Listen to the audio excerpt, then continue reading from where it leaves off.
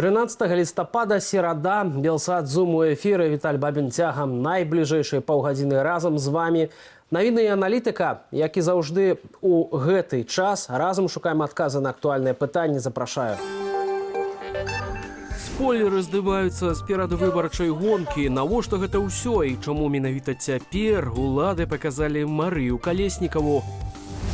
Рэальнасць Рэя Брэдберы ў Беларусі. Чыноўнікі пагражаюць рэпрэсіямі тым, хто трымае ў продажы адмысловую літаратуру, пра што гаворка. Дональд Трамп знайшоў працу для Ілона Маска. Кім будзе працаваць вядомы бізнесовец? У Беларусі збіраюцца подпісы за кандыдатаў на прэзідэнцтва. Міністэрства ўнутраных справаў у сваім тэлеграм-канале справаздачыцца, што кіраўнікі і супрацоўнікі шэрагу менскіх і абласных структураў ведомства арганізавана паставілі подпісы за свайго кандыдата. Для гэтага міліцыянтам давялося стаяць у чэргах. Між тым некаторыя патэнцыйныя кандыдаты, напрыклад, палкоўнік міліцыі Вольга Чамаданова, адмаўляюцца ад удзелу ў выбарах. Мы цудоўна разумеем, што ніхто, акрамя нашага прэзідэнта Аляксандра Лукашэнкі, сёння не здолее запэўніць такой бяспекі, у якой мы цяпер. Бяспекі нашай краіны ў першую чаргу. І вядома ж, такога паступальнага развіцця нашай дзяржавы. Мы – каманда нашага прэзідэнта. Мы былі і застаёмся гэтай камандай. І самае галоўнае, мы надзейны тыл, у чым можна не сумнявацца. Таксама ад удзелу ў выбарчай кампаніі адмовіўся іншы патэнцыйны кандыдат-спойлер Сергей Бобрыкаў. Старшыня Рэспубліканскага савету Беларускага саюзу афіцэраў патлумачыў сваё рашэнне зваротамі афіцэраў. Яны нібыта прасілі яго згуртавацца вакол Лукашэнкі. З намі на сувязі Валер Карбалевіч, палітычны аглядальнік радыё «Свабода». З ім і працягнем абмяркоўваць тэму выбараў. Спадар Валер, вітаю вас. Вітаю. На ваш погляд, вось усе гэтыя чэргі з жадаючых падпісацца за Аляксандра Лукашэнку, яны мусяць паказаць, што людзі сапраўды за яго, ці гэта ўсё-такі такая запазычанасць з чэргамі за альтэрнатыўных кандыдатаў, якія мы назіралі ў 2020 годзе? Сейчас цяперашняя выбарчая кампанія ідзе паводле некага пэўнага сцэнару. І таму ўсё, што адбываецца, гэта не натуральны працэс, гэта арганізаваны працэс, штучна арганізаваны ўладамі. І ўсё это адбываецца ва ўмовах вельмі жорсткага палітычнага рэжыму, ва ўмовах пераследу, прычым даволі жорсткага ўсіх апанентаў, запружвання грамадства. І таму да ўсіх тых карцінак, якія паказваюць дзяржаўныя медыі, трэба ставіцца, скажем так, даволі скептычна. Разам з тым, калі мы кажам пра зняцце Чамаданова і спадара Бобрыкава, на ваш погляд, што гэта такое было? Навошта ўвогуле быў увесь гэты піар і стварэнне гэтых спойлераў, калі яны і так, уласна, выбываюць з гэтай выбарчай гонкі? Тут ёсць два тлумачэнні. Першае тлумачэнне, што ўсё адбываецца паводле загадзя распрацаванага сцэнара. То бок, трэба штучна падвысіць цікавасць да гэтай кампаніі, таму што яна мала каму цікавая, бо ўсім вядомы вынік. Трэба штучна стварыць нейкі драматызм, каб былі некія падзеі, некія інфармацыйныя нагоды. Таму і вырашылі вось іх штучна стварыць. Спачатку там адсеялі 3 кандыдатаў на этапе рэгістрацыі ініцыятыўных груп. Вось 2 знялася ў пачатку збора подпісаў. Мяркую, што хтосьці будзе аб'яўлена, што не ўсе сабралі 100 000 подпісаў, і хтосьці будзе ўжо адсеяны на тым этапе. Ну і ў выніку на фінішы апынецца 3-4 кандыдаты. Менавіта такую лічбу называў старшыня Цэнтральнай выбарчай камісіі Ігор Карпенко. Чалавек, мусіць, ведае нешта загадзя. Вось таму і адбываюцца такія падзеі паводле сцэнару. Ну, але ёсць і другі варыянт, другое тлумачэнне, што першапачатковы сцэнар неяк паламаўся. І гэта значыць, што ўлады не ўпэўнены, і таму пачынаюць вот так мітусіцца, то вылучаюць, то здымаюць, прычым тлумачэнне, навошта вылучаюцца і навошта здымаюцца такія няўклюдныя, нелагічныя. І вось гэты сцэнар, ну, мне падаецца, нават больш верагодны. Але што магло паламацца, на ваш погляд? Якія ўлады пабудавалі сцэнар і што пайшло не так? Вы памятаеце, у 2020 годзе улады раптоўна знялі, ну, не ўлады знялі, сам зняўся Олег Гайдукевич, які пракаментаваў сваё зняццё вельмі дзіўную заяву «Я не прастытутка». Ну, гэта было тады вельмі зразумела, таму што Гайдукевич працаваў фактычна на электаральным поле Александра Лукашэнкі і забіраў яго галасы. І поэтому, каб не ствараць канкурэнцыю, яго проста знялі. Сёння ўсе кандыдаты працуюць на адным і тым жа поле Александра Лукашэнкі. І той жа Бобрыкаў патлумачыў сваё зняццё тым, што, каб, маўляў, каб не было некага двоядумства ў афіцэрскім корпусе. Да. Значыць, що ж такі некае двоядумства мусіць і ёсць. Ну і таму, каб не заміналі, не блыталіся пад нагамі на гэтай электаральнай паляне, ну і вот вырашылі, так сказаць, зняць. Ну, магчыма, улады неяк спрабуюць мерыць, замеры робяць некія сацыялагічныя, хаця цяжка сказаць, хто это робіць і як робіць, і ці сапраўды яны робяцца, і як увогуле сёння праводзяць сацыялагічныя апытанні, калі прыходзіць, скажу, там, я не ведаю, прадстаўнік інстытута сацыялогіі задаюць пытанні, вы за Лукашэнка ці супраць? Не ведаю, як можна на гэтыя пытанні сёння адказаць і без наступстваў. Тым не менш, магчыма, нешта, некае адчуванне настрою ў грамадстве адбываецца. Ну, гэта зноў жа версія, таму што сёння Беларусь закрытая краіна, і цяжка сказаць, што там адбываецца насамрэч. Тых, уласна, каго зарэгіструюць у выніку кандыдатам на прэзідэнта, хто з іх, спадар Валерый, на ваш погляд, можа сабраць 100 000 подпісаў апрача Александра Лукашэнкі? Ці ўвогуле гэта рэальна ў сённяшніх умовах? Я-то мяркую, што ніхто не можа сабраць 100 000 нават Александра Лукашэнка, калі сапраўды збіраць іх паводле закону.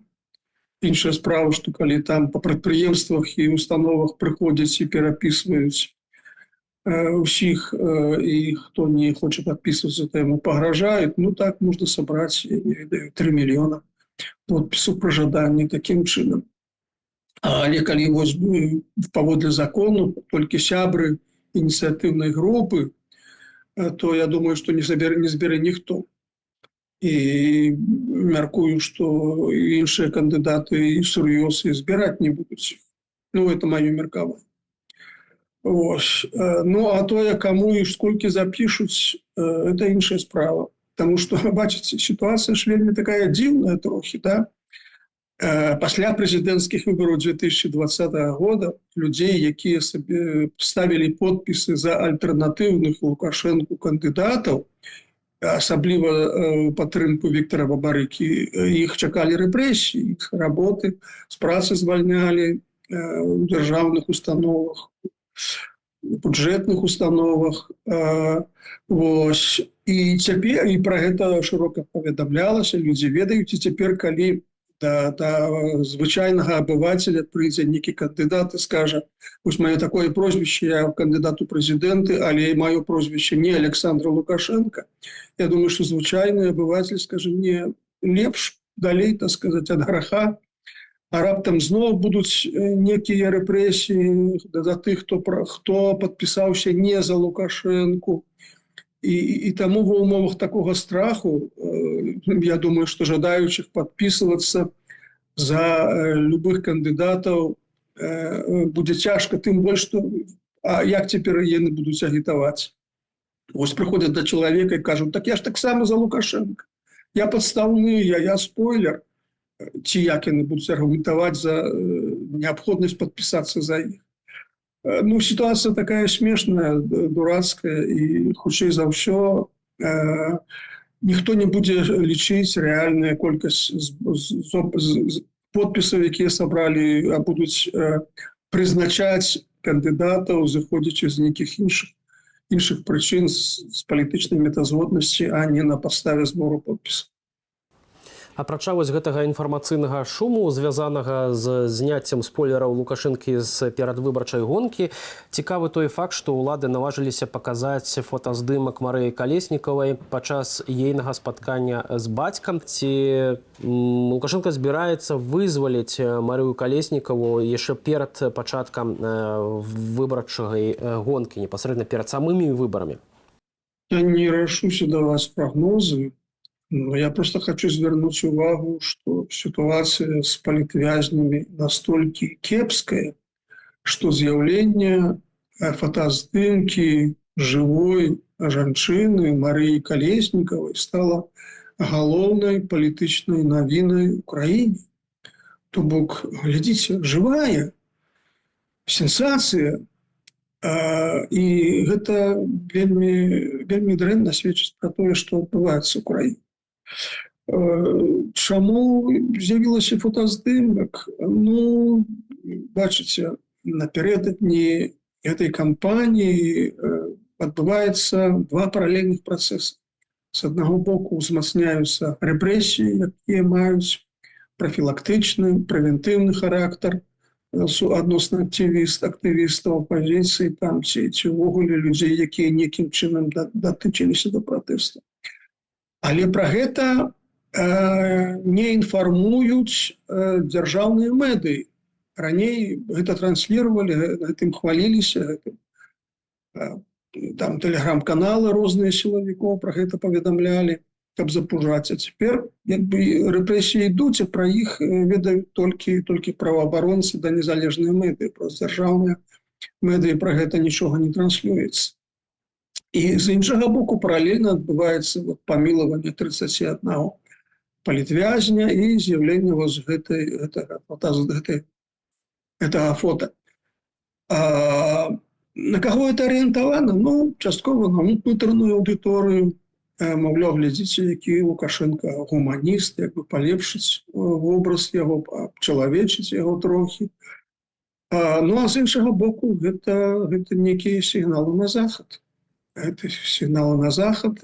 Задача іх у тым, каб пачаць нейкі, ну, можа, яшчэ не торг, але в всякім разе пратэсціраваць сітуацыю, паглядзець на рэакцыю, і задача стаіць у тым, каб неяк падштурхнуць захад, прызнаць гэтыя прэзідэнцкія выбары, прызнаць Лукашенка прэзідэнтам, тым больш напярэдадні нейкіх магчымых сур'ёзных перамоваў аб новай сістэме рэгіянальнай бяспецы у рэгіёне, асабліва ў звязку з магчымымі перамовамі па Украіне, асабліва ў звязку з тым, што новы прэзідэнт США Дональд Трамп абяцаў хутка вырашыць гэтую праблему. Ну і Лукашенко хацеў бы неяк удзельнічаць у гэтым працэсе.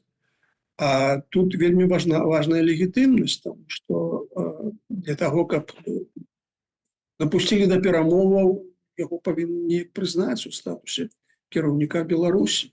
І я думаю, што вот гэтыя сігналы такія якраз дасылаюцца на захад дзеля таго, каб рэалізаваць эту задачу. Ну, чаго-чаго, а гэтага наўрад ці Александру Лукашэнку варта чакаць. Дзякуй вялікі вам за гэту размову. Будь ласка.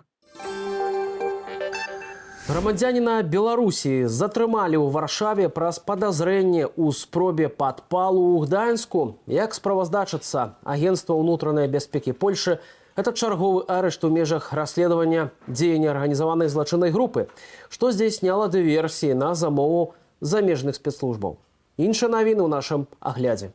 Існуе імавернасць новага абмену вязнямі паміж Масквой і Вашынгтонам. Пра гэта паведамляе набліжаны да расійскіх сілавікоў тэлеграм-канал «Мэш». Фігурантамі такога абмену з боку Расіі могуць стаць балерына Ксенія Хавана, асуджаная за перавод ЗСУ, абвінавачаны ў тэрактах і дыверсіях на чыгунцы ды іншыя асобы. Мінулы абмен паміж Расіяй і краінамі захаду адбыўся сёлета ў жніўні, тады Расію пакінуў шэраг палітычных вязняў.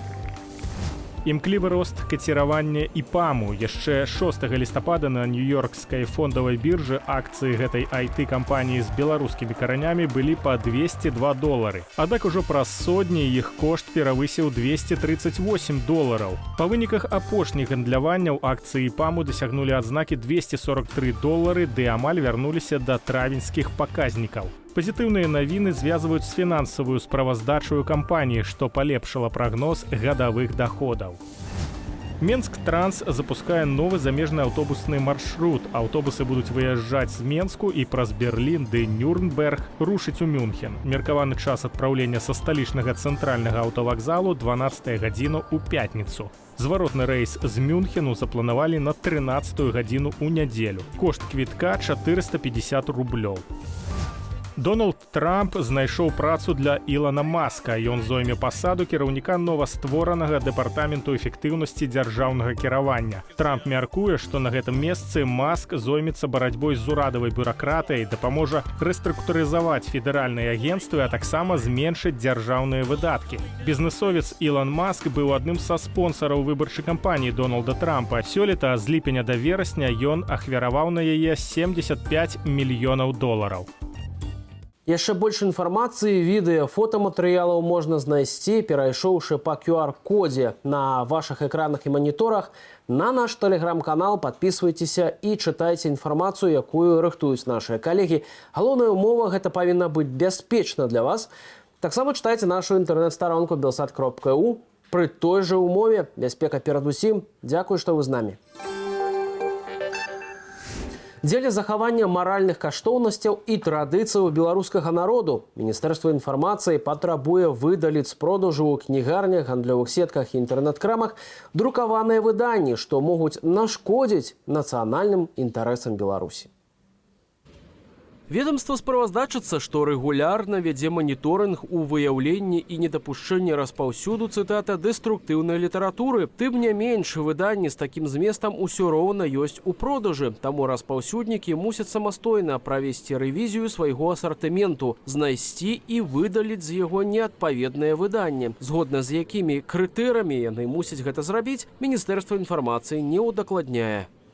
Да чаго прывядзе змаганне ўладаў з непажаданаю для рэжыму літаратурою, пра гэта мы паразмаўлялі са старэйшым аналітыкам медыа IQ, медыйным экспертам Паўлюком Быкоўскім. Гаспадар Паўлюк, вітаю вас. Як лічыце, чаму Міністэрства інфармацыі вырашыла не ўдакладняць, ад якіх менавіта выданняў трэба пазбаўляцца? Тут можа быць некалькі такіх вось адказаў на гэтае пытанне. Адно можа быць, прыгадаем, што это не першае патрабаванне Міністэрства культуры пазбаўляцца ад пэўных кнігаў. Яно паўтараецца, таму носіць сістэмны характар. Здавалася б лагічна, асабліва з улікам арганізаванасці беларускай дзяржавы, так бы мовіць, пад кіраўніцтвам Александра Лукашенка, то звесці нейкі нарматыўны акт, але яны гэтага не хочуць. Ці прынамсі такі акт не з'яўляецца публічным. Таму прысутнасць такога патрабавання, у якім не сказаны дакладныя крытэрыі, не дано дакладных спісаў, больш працуе на тое, каб ствараць атмасферу, каб кнігарні самастойна выяўлялі і выдалялі, так бы мовіць, шкодныя выданні. Размытнасць фармуліровак ад скажэння гістарычнай праўды да нетрадыцыйных субкультур стварае сітуацыю, калі патэнцыйна любая кніга можа трапіць пад гэтую забарону. І гэта утварае такую атмасферу пэўнага ціску і ўвогуле застрашэння, каб сістэма дасягне мэты без неабходнасці складаць канкрэтныя спісы забароненых кніг. Як на ваш погляд, кнігавыдаўцы ўвогуле выдавецтве будуць адфільтроўваць такую літаратуру, чым яны могуць кіравацца ў дадзеным выпадку? Ну, найперш гаворка ідзе пра тое, што для дзяржаўных выдавецтваў пытання ўжо даўно няма. Была сістэмная праца на працягу шмат гадоў, і толькі лаяльныя кіраўнікі перажылі 20-й год на сваіх пасадах, ну, ці атрымалі пасады пасля 20-го году, таму яны ведаюць, як трымаць нос поверху. Што тычыцца астатніх выдавецтваў, ну, хтосьці будзе спрабаваць рызыкаваць пераходам да класічнай літаратуры, перакладаў і гэтак далей. Я бачыў новае выданне кнігі з кароткім выкладам гісторыі Беларусі, дзе была белая пляма замест чырвона-белага сцяга з подпісам да неіснуючай ілюстрацыі, што такі сцяг быў прыняты ў 91-м годзе. То бок будуць розныя спробы пазбегнуць пакарання, і гэта, ну, само па сабе працуе. Калі і кнігавыдаўцы, і кнігагандляры будуць самі баяцца дапусціць памылку і трапіць пад пакаранне, то будзе павялічвацца самацэнзура і цэнзура з боку кнігагандляроў. У нейкім сэнсе увядзенне спіса забароненых кнігаў выглядала бы як больш ліберальная такая мэта, тады было б зразумела, вот это забаронена, а все астатняе дазволена. Ну, па-сапраўднаму, конечно, і то кепска, але, ну, гэта было бы менш усеахопная мера, чым тое, калі даюцца такія паўторныя патрабаванні, ну, якія не маюць канкрэтных фармулёвак. А інтарэсу чытачоў, ці ён будзе падвышаны на тое, каб пакупаць такую літаратуру, ці людзі ўсё ж такі будуць больш баяцца і абмінаць вось падобныя кнігі? Тут можа спрацаваць па-рознаму, залежыць ад таго, што это за кнігі і для якой аўдыторыі яны разлічаныя. Ёсць кнігі, якія будзе складана рэкламаваць для аўдыторыі ў Беларусі, і таму, дапусцім, яна будзе, можа быць, і вельмі карысная і патрэбная тым, для каго яна напісана, але яны могуць не даведацца, што яна з'явілася.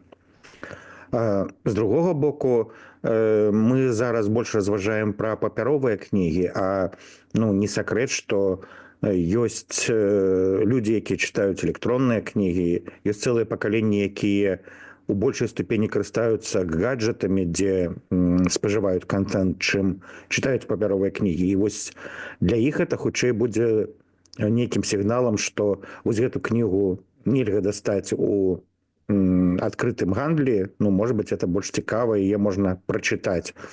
Ну, праглядзець фільм ці праслухаць песню, ну, бо гаворка ідзе пра барацьбу з цэлым культурным накірункам, з розным тыпу контентам, а не толькі кнігамі.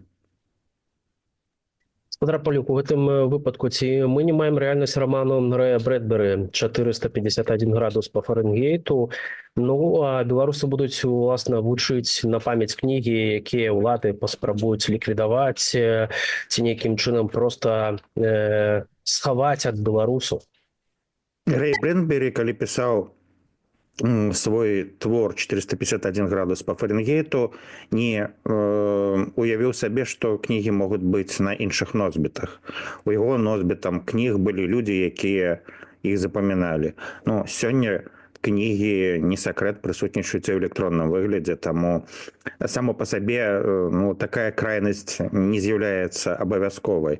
Але калі мы уявім сабе тое, што у беларусаў не будзе ўжо і электронных гаджетаў, і будзе страшна захоўваць нейкія файлы ў сябе, ну, то так, тады гэта будзе перадавацца ад чалавека да чалавеку, і людзі будуць вучыць. Нельга сказаць, што такога ў гісторыі чалавецтва не было.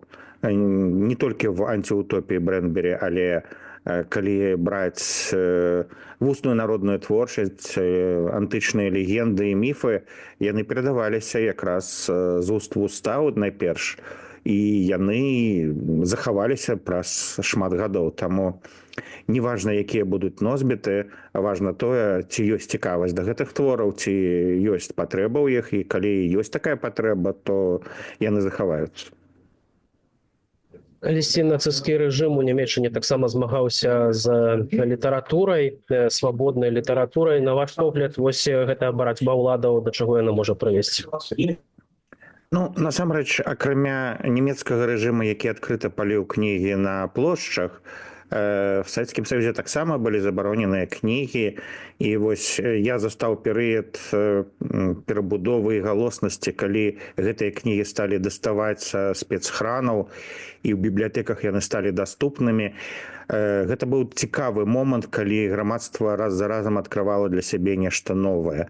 Але паралельна з гэтым ўсё роўна існаваў і сам выдат.